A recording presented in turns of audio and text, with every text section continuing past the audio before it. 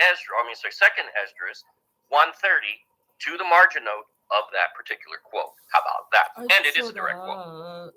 Therefore, Yahusha quoted Second Esdras. Why aren't we? Therefore, now I declare it unto you. Behold, the days will come that there shall rise up a kingdom upon earth, and it shall be feared above all the kingdoms that were before it. This is important. It's going to be even bigger than the Roman Empire.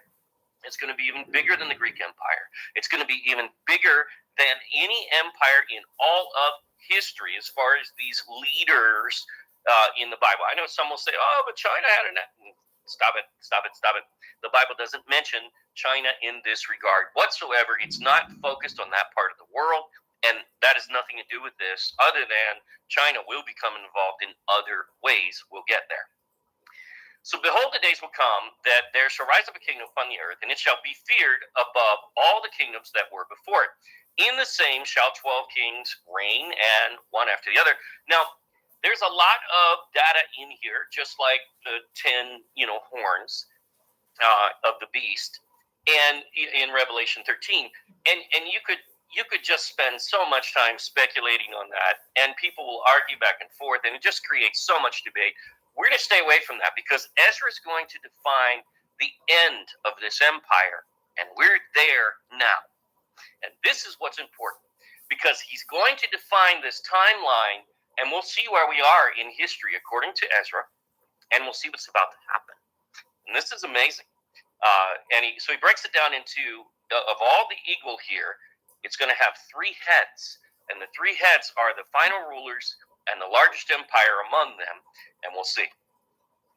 Then I saw a dream, and behold, there came up from the sea an eagle. This is the beginning, 2 Esdras 11, 1 through 4 here. An eagle, which had 12 feathered wings and 3 heads. It's the 3 heads that we're going to focus on in this video.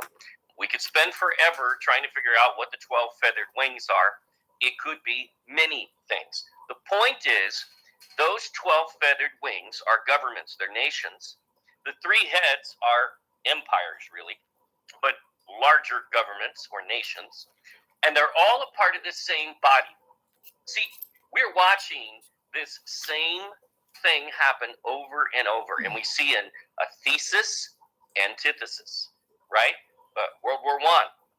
Well, both sides were funded by the same people. Right. Now, how does that work? Because if you're a banker, shouldn't you be choosing what is right to fund? Both sides. Oh. I mean, if you're Ford, why are you making tanks for the Nazis? Right? I mean, there's a lot of that going on, and the reason is because it's all a part of the same equal body. And by the way, we see this eagle in symbology everywhere. Yeah, we see it in the U.S., but we see it throughout Europe. The powers of Europe have been obsessed with an eagle. Oh, wait a minute. Not just a single-headed eagle, a 2-headed and 3-headed eagle even. Where's it come from? It comes from the prophecies of 2 Esdras. They are actually declaring that they are part of that eagle body. Right. Verse 2, and I saw, and behold, she spread her wings over all the earth, understand, and all the winds of the air blew on her and were gathered together. And I beheld, and out of her feathers there grew other contrary feathers. What's a contrary feather? It's an antithesis, right? Thesis, antithesis. In other words, even what we think are enemies, like Russia or China, are still a part of the same equal body. We're watching a puppet show because it's all controlled by the same prince demon from within the eagle body. Says the prophet Ezra, not me. And they became little feathers and small, but her heads were at rest. Well, wait a minute. We're way back in the time of Rome here, guys. We're back in the time of Rome, and the heads are already alive. They're already a part of the construct and at rest. They're being hidden.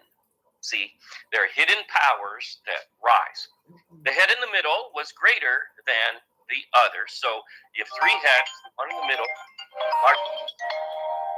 That is, but keep going. Okay. Get it rested with the rest. Okay, so this is huge. The head in the center will be the largest empire in all of history. And that's easy to identify, and we'll get there. So it's one body, one empire, multiple powers. Three heads hide their power, sleeping to the end. Boy, Ezra was quite the conspiracy theorist, right? No, this is prophecy. This is fact. Contrary feathers are the same body as the rest.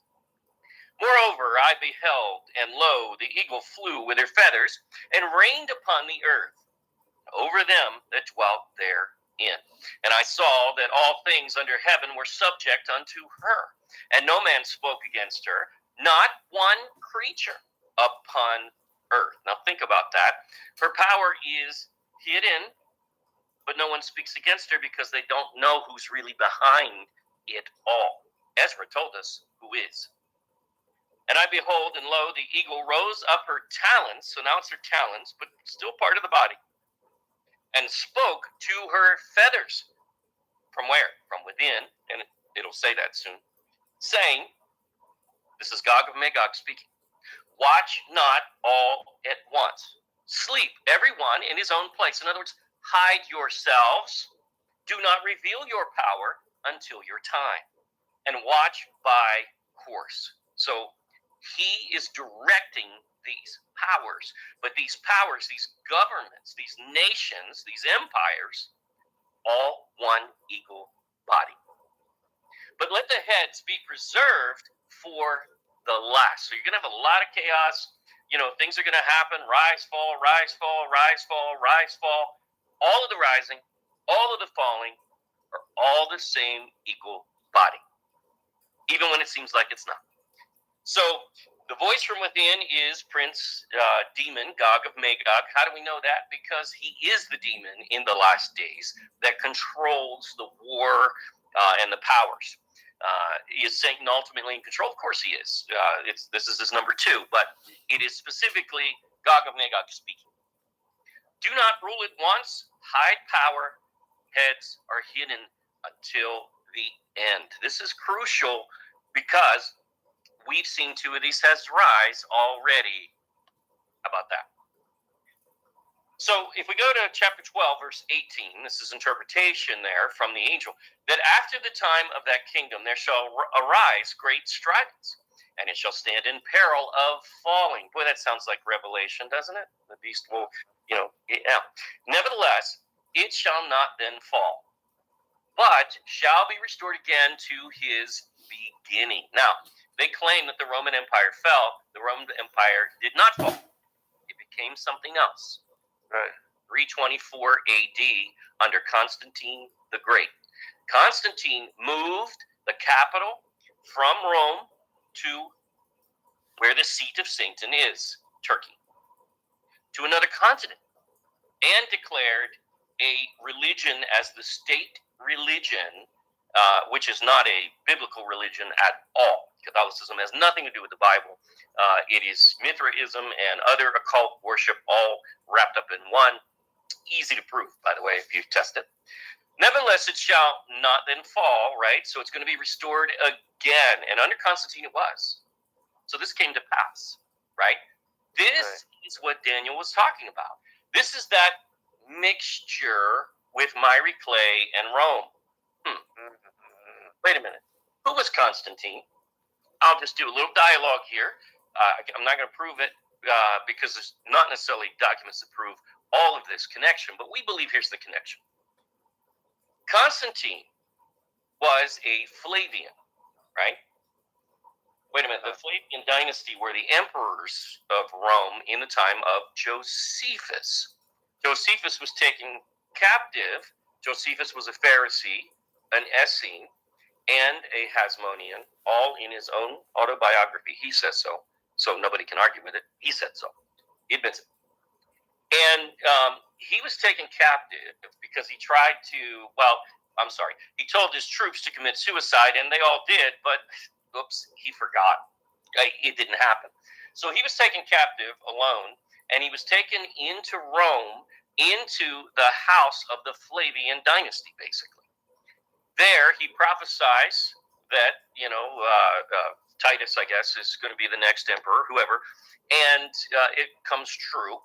So they actually end up adopting him into their household. So what do you have now? You have an adopted Flavian who is not actually a Flavian. And that's why his name became Flavius Josephus. But he was a Pharisee in Rome. Now, here's what's interesting. If you follow through the track, all of a sudden you have this rising of this emperor of sort, Constantius, Flavius Constantius, Constantine's father. But he's a Flavian. But history well records he doesn't have the bloodline of the Flavians. So how is it that he's a Flavian and can declare emperor, and yet he doesn't have the blood? He's from Josephus. He's a Pharisee. This was a mixture of the Pharisees into the Roman Empire. Constantine was a high priest of Mithraism, which is Phariseeism largely. And, so he was really installing his own religion. He was never a Christian until his dying day, supposedly. On his deathbed, he converted. Well, what does that mean? That means the entire time he was instituting, as a high priest of his own religion there, Mithraism, he was instituting Mithraism, not what we call Christianity, not the Bible anyway. Right. So let's continue. So, and whereas you saw the 8 small under feathers sticking to her wings, this is the interpretation, that in him there shall arise 8 kings whose time shall be but small, and their years swift. So you've got kingdoms that rise within. Now, we're not going to cover those because it gets really sticky, and there could be major debate on each of those. Someone, hopefully someday, will figure it all out. That'd be great. But Constantine, the not-so-great, is the key here. He moved the Roman seat to Turkey, and he fulfilled Ezra's prophecy. Okay? So let's follow through. So that's the new Rome. That's what he called it. And that is the Eagle Empire still. It didn't change. It was still the Roman Empire. It's just the new Rome. And this was the key. So 324. And a new religion was declared a state religion now as a result, which is why it, even to the very end. This was Daniel's prophecy come to pass. So then 2 Esther 11, 10 and 12, 10 through 12. And I beheld, and lo, the voice went not out of her heads, but from the middle of her body. See, the voice is a demon. It's the prince demon, Gog of Magog. That's who possesses a body. That's who would be in the middle of a body. You don't have a mouth in the middle of your body. An eagle certainly doesn't. So it doesn't make sense, except for this was the demon who controls it all, which is very clear in Ezekiel 38 and 39. And I numbered her contrary feathers. See, contrary, meaning antithesis. And behold, there were 8 of them. And I looked, and behold, on the right side, there arose one feather and reigned over all the earth. Now, in our Gog of Magog series, part 3, we actually do a time map that goes through time and shows the progression of war on earth. And you can see that it's concentrated in West and Central Europe, where the seat of Gog of Magog is throughout history up until our time. It's amazing how bloody it is. But both sides of the wars are still the same eagle body, thesis, antithesis. War is like a blood sacrifice to their... Absolutely. They worship the devils. Absolutely. Yes. Absolutely. That's so true. And, you look at it, and it's so nonsensical when you think about, even when they dropped the atomic bomb on Hiroshima and Nagasaki. I mean, they were already in talks with Japan at that point. Right. Granted, I get the point that they wanted to just have it their way, so they dropped it anyway, but that's pretty evil, no matter how you think about it. And Right. it absolutely was. It was a blood sacrifice. That's what it was. Yes. Yes. So, all the symbology that they wear on their uniforms. Yeah. Yeah. Including the eagle. Yeah. Exactly. Which you see all the time. I mean, in their household seals, but also even, look at Germany, that they had an eagle. It's not just Rome. The eagle has continued throughout history, and of course, the U.S. today. Why the U.S.? Is it part of the eagle body? I'll get there in a minute. Now, so the next following stood up and reigned and had a great time. Now, this is a key. So 324, you had Constantine. That was a change of the Roman Empire. Now you're going to have the next shift in power. It's still the same eagle body. This one, it will have a great time. In other words, the longest time, and it will explain this. And there's a voice unto it as well that says, "Hear you that is born rule over the earth so long, this I say unto you before you begin to appear no more." So it's going to disappear just as the other heads, and wings and feathers and etc. The heads haven't risen yet. There shall none after you attain your time. This is a key. This means it's the longest lasting empire. Neither unto the half thereof. Do you know Ezra nailed that? Ezra nailed that. This is only one possibility. The longest lasting empire is the Byzantine Empire. It lasted over 1,000 years. It is true, in fact, that no empire has lasted more than half of it. How about that? Now, the Byzantine Empire lasted from 395 to 1453, and another power rose in 1453. We'll get there, and it will be the great head, the largest head, the one in the center. So we have 1,058 years here, and even that great head and the ones after, none of them will have 529 years. So we know that. So we also know the final empire is limited. It will be less than 529 years. Now, there are prophecies that lead to a much more direct, idea of the end, but still, that's true. So it did not hide the eagle. I mean, you can see on screen, the two-headed eagle was the emblem of the Byzantine Empire. Imagine that. Oh, wait a minute. And there's really a third head there, too. It's just invisible. How about that? Why is it invisible? Because it's hiding its power. And it's about to rise at the end of the Byzantine Empire. So you go all the way through and you have this progression, well identified by Ezra. You really cannot debate that the longest empire is the Byzantine Empire. There's really nothing to talk about. Because it has to be within that paradigm, of course. He's talking about as, basically Rome. And so this is very clear so far. Now, let me know when you're getting close to the break, and I'll cut off whenever you're ready. Then arose the third. We got 6 minutes, so. Okay. And reigned as the other before, and appeared no more also. Okay. So another power rose and fell. So it went with all the rest, one after the other. And this is just telling you several rise, several fall. They appear no more. They appear no more. They appear no more. What does that mean? On the world stage, they're no longer a power. They're no longer a superpower. Anyway, it doesn't mean they're not a country. It doesn't mean that it's no longer inhabited. Of course it is. But it's not a power, not a part of the great eagle. For some of them were set up, but ruled not. So some of them are powers that never ruled, regions or whatever. Governments rise and fall, but all of them are the same eagle body. That's the key. After this I looked, and behold, the 12 feathers appeared no more, nor the 2 little feathers. And there was no more upon the eagle's bodies. The feathers are gone, but 3 heads that rested. See, they were told to rest to the end, and now we're going to get to the real meat of all of this. And 6 little wings. So there are other governments, but they're not as large. Then saw I also that 2 little feathers divided themselves from the 6 and remained under the head. So what is this? This will be the greatest head, and it will control 2 powers. It will conquer 2 powers, even in its infancy. That was upon the right side, for the 4 continued in their place. So the others are still there too. So 3 heads, still hidden, about to rise, one of them. The head was above them, meaning it's larger, okay, has more control, more power, even though it's hidden, and it's funding wars, see?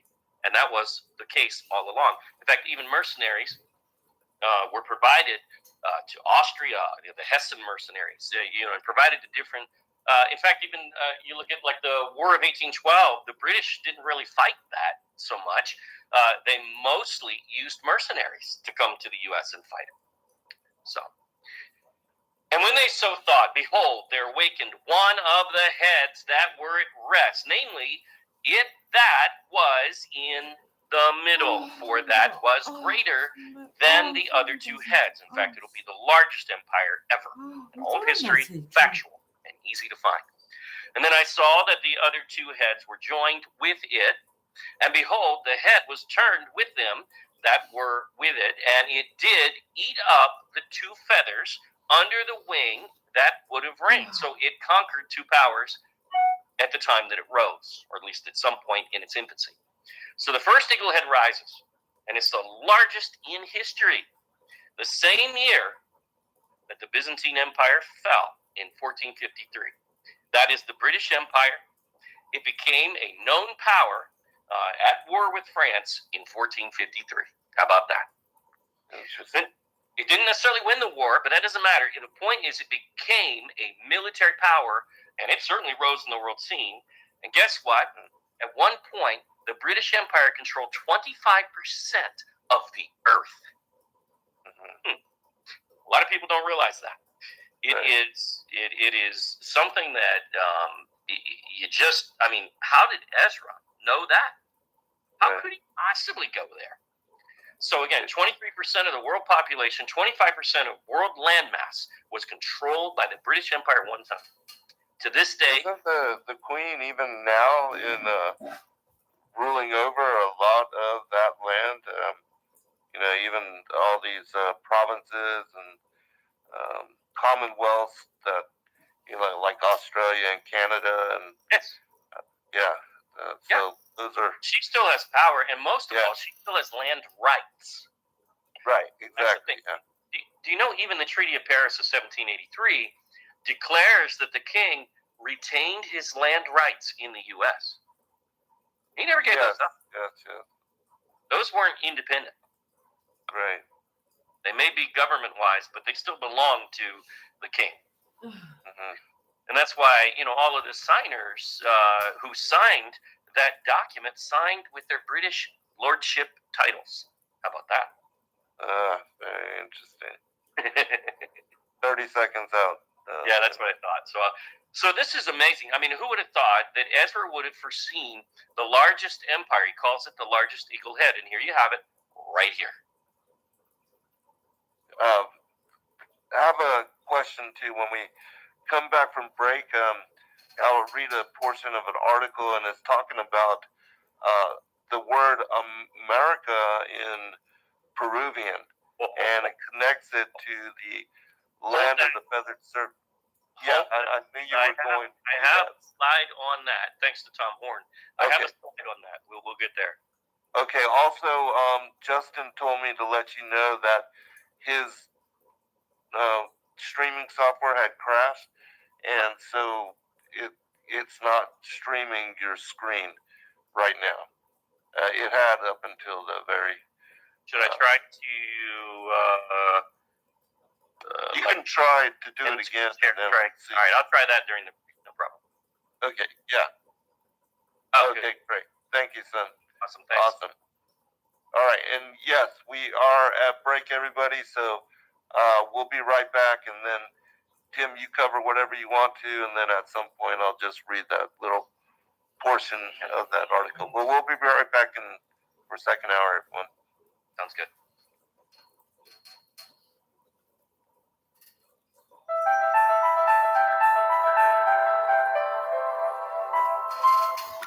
As a bookstore for truth seekers, it's our goal to make ancient manuscripts which were once held captive by secretive institutions available for public consideration. In our generation, where wisdom has increased, as Daniel the prophet foretold, we have access to many of the testimonies our early church brethren were persecuted for preserving.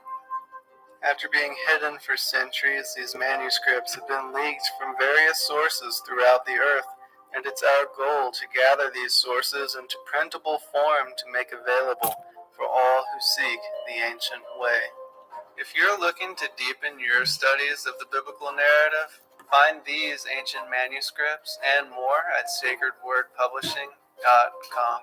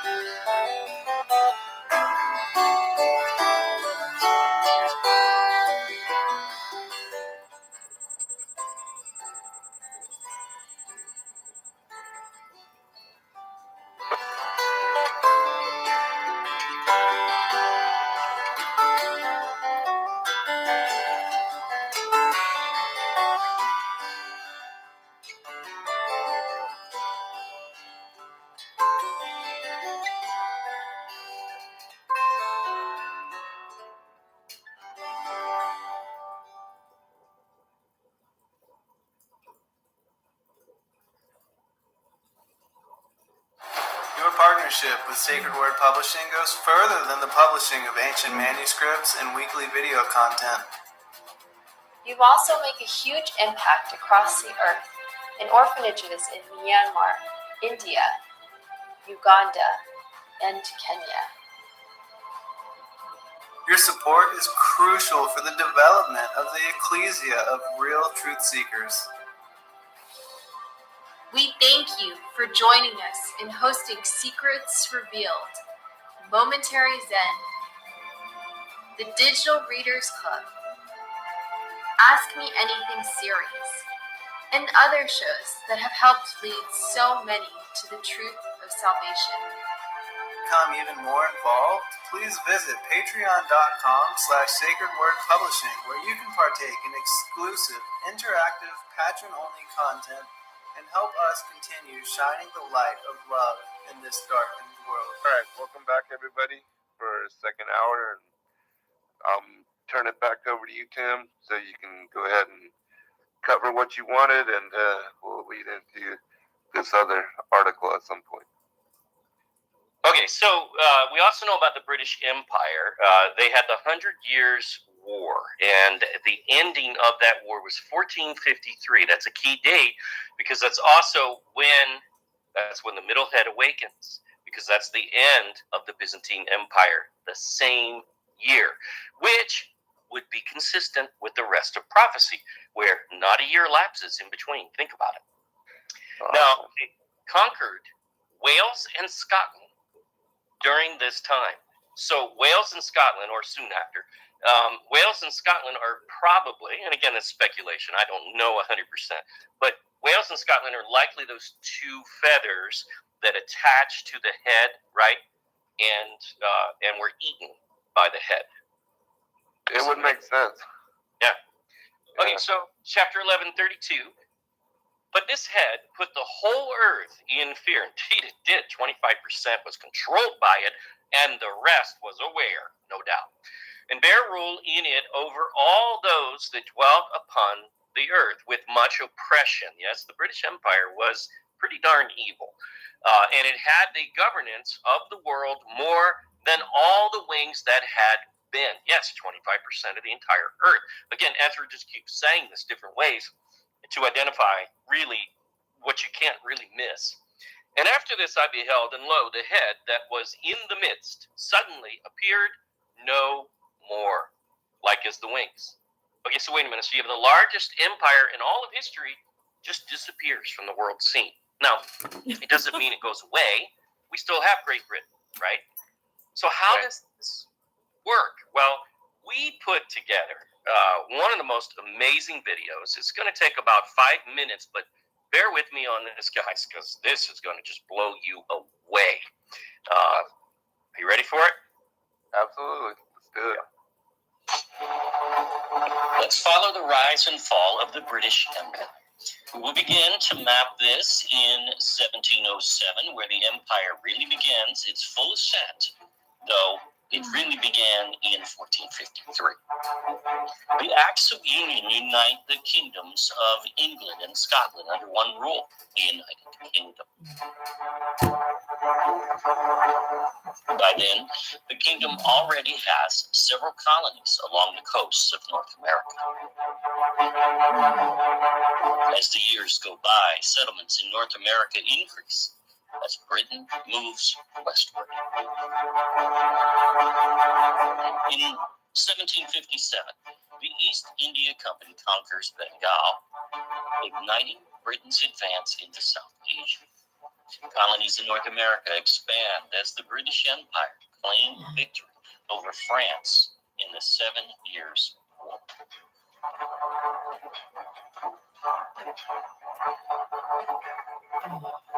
Watch for the red as the expansion of God is underway. In the year 1783, the United States achieves victory in the American Revolutionary War, gaining independence from Britain, or so we're told. People from all continents begin falling to the empire as Britain achieves worldwide status as a superpower. Watch for the red as it continues to grow all over the world, spreading its seed to the final empire.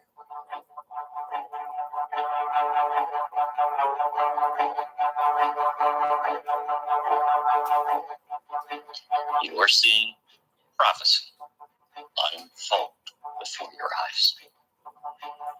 The Constitution Act of 1867 formally unites all British colonies in Northern America into the Dominion of Canada. Again, watch for the red.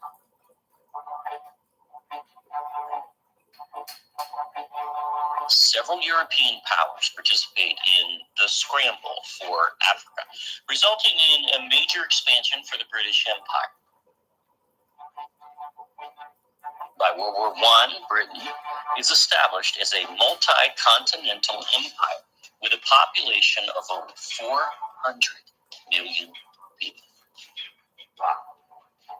Following their victory in World War I, Britain acquires land from the former German colonies in Africa.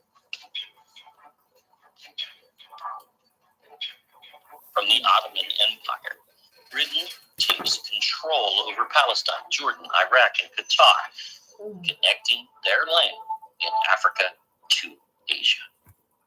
German New Guinea also fell under rulership of Britain, with its mainland territories being mandated under Australia.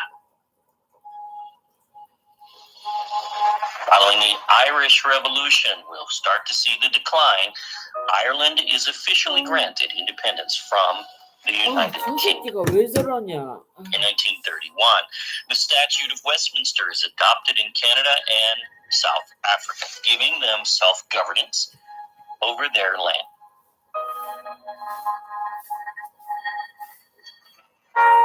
The following year, the Kingdom of Iraq is granted independence from the British Empire. In 1942, midway through World War II, Australia fully applies the Statute of Westminster, gaining self-governance. As a result of World War II, Britain officially receives land from the former Italian colonies of Somalia and Libya. Occupation zones are also set by the Allies, with Britain occupying parts of Germany and Austria. Over time, several colonies begin leaving and declaring independence as colonization starts coming to a close.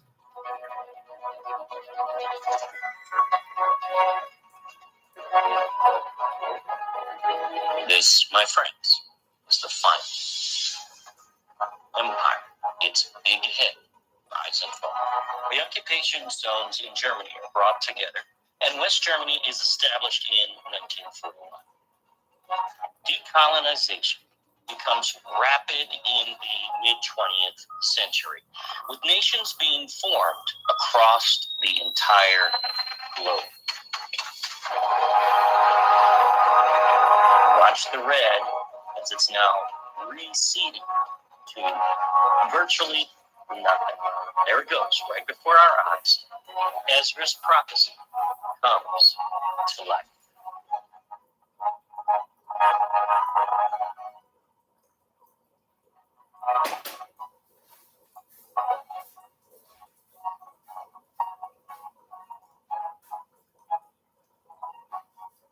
Then the final nail.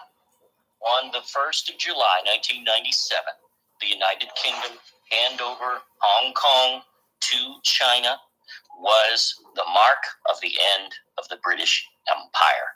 Ladies and gentlemen, Ezra was accurate. Wow. So, also, just so you know, Jim, when you play the video, I think you have to go on the share that particular screen in order for it to show. Okay. Gotcha. Yeah. If I can figure out how to do that. So you didn't see the video? No, it's on Answers in Esdras. That's the screen that we had. Well, if you anybody that wants to see the video, you can go to Answers in Second Esdras and watch. I think it's part 4, the great head, the big head. We'll put a link to it in the description as well. So anyway, that was when you look at the criteria is all there. The largest empire awakens at the same time that the Byzantine, the longest lasting, falls, 1453. It actually lasted less than 529 years, which is half, which is what Ezra said would happen. It rises closer to the end, as Ezra said, in progression, as Ezra said. It rises from West Central Europe, as Ezra really nails down. It's the advance of Gog of Magog's prophecy. That's what all of this is, and that's what it leads to. We know this because at the end, that is the demonic power that is the problem. It eats 2 feathers, Wales and Scotland. It disappears from world power technically in 1952. And Ezra has one more thing to say about this that really nails this down.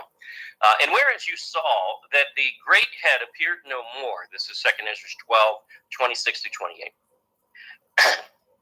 It signifies that one of them shall die upon his bed, and yet with pain. So the leader of Great Britain, a leader that really marks the end of the British Empire, doesn't matter what historians say, Ezra knows better, and Ezra is accurate.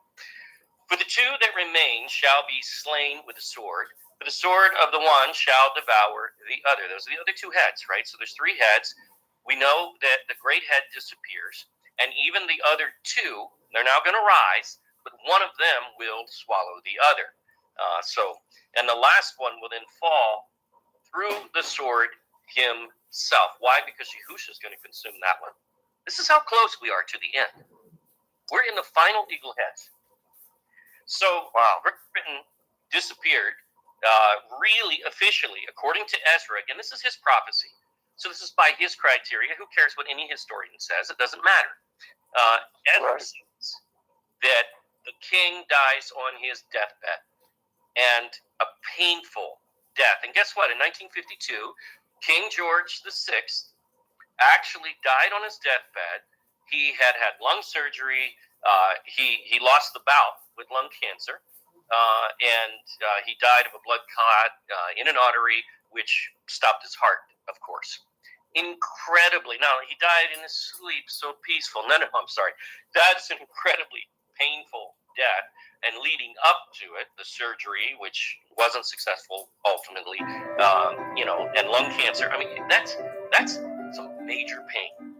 This guy fits. But wait a minute. So 1952, if that is the official end, according to 2nd Esdras, where are we? That's right after World War II. And right after World War II, another power was set up on the earth. Today we call it the only superpower. And it was set up by British bankers, even. Could that be the second eagle head? When you look at Gog of Magog and the British Empire, and you map it out, you can find that the synergy is there. Gog of Magog is the British Empire. He controlled it.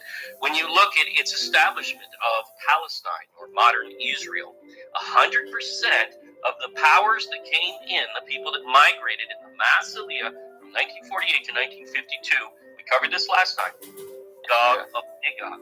But they fail Isaiah by 70+%. 14 out of 18 areas are not in Isaiah. That's a big problem. So what are we seeing? Well, we're seeing prophecy being fulfilled, but not a good one. This is a negative prophecy. This is Gog of Magog. So let's go to 2 Ezra 12, 21 and 22. And 2 of them shall perish, the middle time approaching. 4 shall be kept until their ends begin to approach, but 2 shall be kept unto the end. And whereas you saw 3 heads rising, this is the interpretation. In his days, again, this is going to be about the 3 heads. We're going to focus on the 3 heads. In his last days shall the Most High raise up 3 kingdoms. So the heads are kingdoms, we know that. And renew many things therein, and they shall have the dominion of the earth. And indeed, Great Britain certainly did. The British Empire, 25% of it. That's huge. Can you